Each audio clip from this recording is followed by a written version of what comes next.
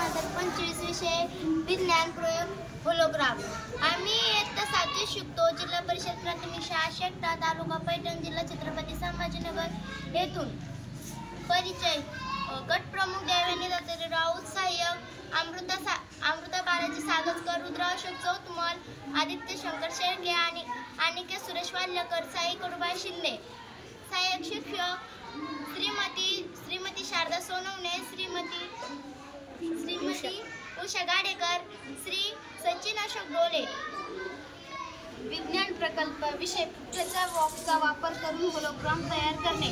उद्दिष्ट प्रकाशाचे परावर्तन आणि परावर्तनामुळे तयार होणारी प्रतिमा समजून घेणे। पारदर्शक पिरॅमिडऐवजी पुठ्ठ्याचा बॉक्स वापरून 3D इफेक्ट तयार करणे। विज्ञानातील कल्पकता व पुनर्वापराची सवय लावणे। लोकल टू लोकल आणि पर्यावरणपूरक कल्पनांचा वापर करणे। यासाठी लागणारे साहित्य, यासाठी एक धोका घेतलेला आहे आणि त्याला दोन्ही बाजूने कट मारून त्याच्यामध्ये प्लास्टिकची एक पन्नी लावलेली आहे पारदर्शक, आणि वरून खिडकीसारखी जागा केलेली आहे तो 3D इफेक्ट दिसण्यासाठी।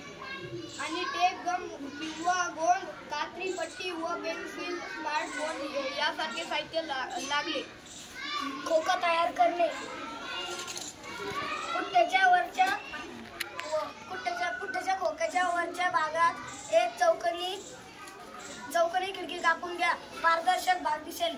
ही खिडकी पारदर्शक प्लास्टिकने झाकून ठेवा, म्हणजे ती काचेसारखी दिसेल। पिरॅमिड इफेक्ट तयार करणे।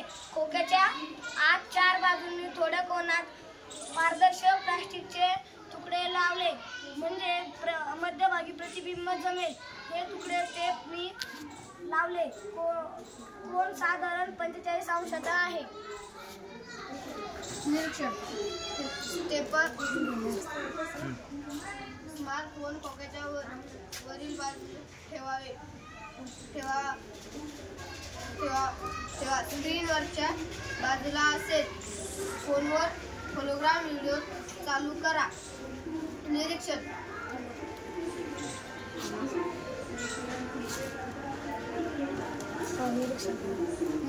करा। खोक्याच्या पारदर्शक खिडकीतून पाहिल्यास प्रतिमा हवेत तरंगताना दिसेल।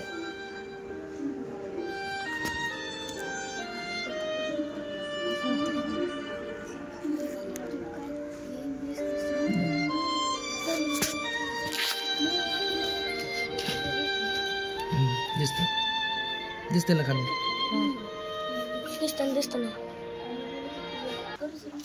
या प्रयोगातून आपला हा निष्कर्ष निघतो की पुठ्ठ्याचा बॉक्स वापरून देखील आपण प्रकाशाच्या परावर्तनावर आधारित 3D इफेक्ट तयार करू शकतो।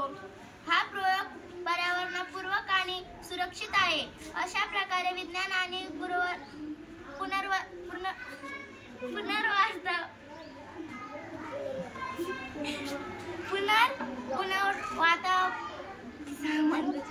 संकल्पना एकत्र येतात। विद्यार्थ्यांना सांगतो की उपकरणा शिवायही विज्ञान शिकता येते। ह्याच्या वस्तूचा पुनर्वापर करून आपण नवा शोध करू शकतो। ही कल्पकतेची उत्कृष्ट उदाहरणे आहेत।